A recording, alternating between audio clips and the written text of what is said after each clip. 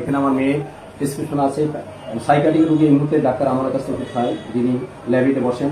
এরপরে আমি ঢাকাতে 5-7 জন ডাক্তার, এরপরে ইন্ডিয়ান ডাক্তারের ওষুধ খাওয়াইছি, অনেক ডাক্তারের কাছে আমি নিয়েছি।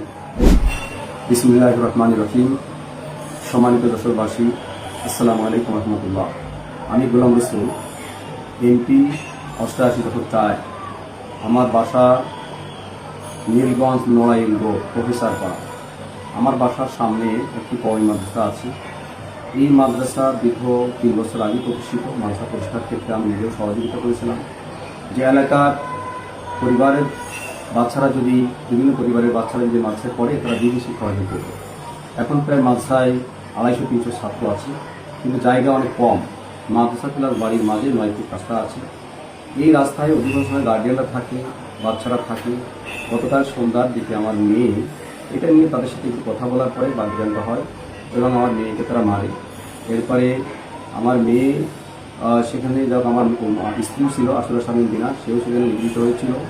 ওরা আজকে আমি 10টার দিকে মাদ্রাসার হুজুরের কাছে জিজ্ঞাসা করলাম যে মাদ্রাসাটা যেহেতু আমি প্রতিষ্ঠা থেকে সহায়তা করেছি, এই এলাকার আরও প্রায় 20-20টা ফ্যামিলি আছে, তারা এটাকে নিতে পারে না, যেহেতু রোডটা সবসময় ব্লক থাকে এবং রোডটা তো আমাদের কেনা জমি।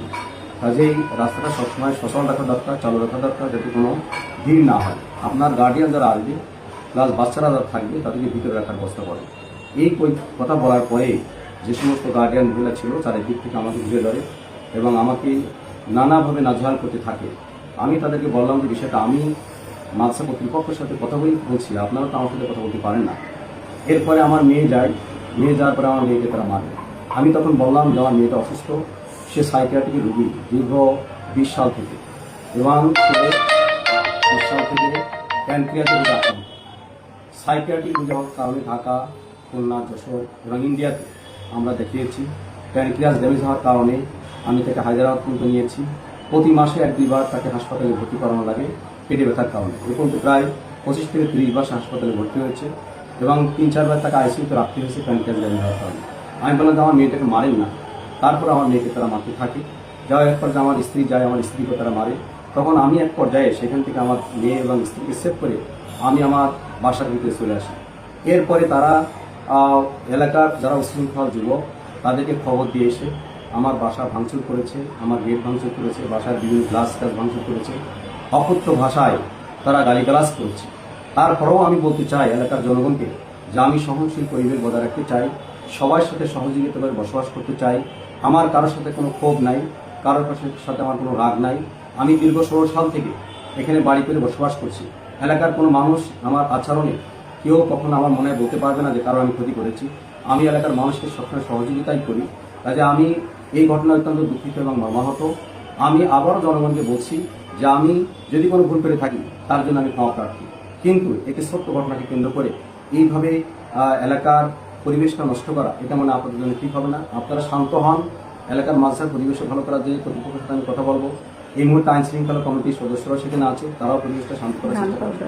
এমনকি আমার কাছে এই মুহূর্তে নিউজ আছে, তারা আমার ঘরের মধ্যে আমার গ্যারেজে গান পড়া সেটাই দিয়েছে, যে কোনো মুহূর্তে আগুন ধরাই দিতে পারে। কারণ বছরখানিক আগে 2025 সালে সম্ভবত অক্টোবর থেকে নভেম্বরে আমার গ্যারেজে একবার এই কেবা কারা যা উপশৃঙ্খল তারা একবার আগুন ধরিয়ে দিয়েছিল। আমি অত্যন্ত ভীত সন্ত্রস্ত, আমি নিরাপত্তা করছি। আমি তারপরেও বলতে চাই, আমি আমার কাছে আমার মেয়ে যে প্রেসক্রিপশনগুলো আছে সেগুলো আপনারা দেখতে পারেন। এখানে আমার মেয়ের প্রেসক্রিপশন আছে। সাইকিয়াট্রিক রোগী এই মুহূর্তে ডাক্তার আমার কাছে ওষুধ খায়, যিনি ল্যাবিতে বসেন। এরপরে আমি ঢাকাতে 5-7 জন ডাক্তার, এরপরে ইন্ডিয়ান ডাক্তারের ওষুধ খাওয়াইছি, অনেক ডাক্তারের কাছে আমি নিয়েছি। এবারে এখানে তার যে আমরা ব্যাঙ্গালোরে নিয়েছিলাম, এটা প্যানক্রিয়াটাইটিসের জাহাঙ্গীর স্যারের বর্তমানে যে অ্যাকিউট অ্যাটাক হয়েছে সেটা আমার হাতে ক্যানুলা করা এখন। হ্যাঁ, তার হাতে ক্যানুলা করা আছে। সে হাসপাতালে সিট পায়নি, ভর্তি হতে সাহস পাচ্ছে না। ক্যানুলা করে তার আজ 2 দিন ধরে বাসায় বসে সে অ্যান্টিবায়োটিক ইনজেকশন সে নিচ্ছে। এত অসুস্থ, সে চলতে পারছে না, কোনো কিছু খাওয়া দাওয়া করতে পারে না। আমি এটা রিপোর্ট প্যানক্রিয়াস ড্যামেজের রিপোর্ট ইন্ডিয়ান হাসপাতালে সে এটা করে। ইন্ডিয়ান হাসপাতালে যে ওটা ওয়েবসাইটে আমাদের কোথায় নিয়ে ওই যে ওখানে রাখেন। ইন্ডিয়ান হাসপাতালের প্রেসক্রিপশন আমাদের কাছে আছে। এআইজি হাসপাতাল, এটা ইন্ডিয়ান হায়দ্রাবাদের এআইজি হাসপাতালে তাকে দেখানো হয়েছিল, প্রেসক্রিপশন আছে। সেখানে সাইকিয়াট্রিক রোগী ডাক্তারও দেখেছিল, প্যানক্রিয়াস ডাক্তারও দেখেছিল।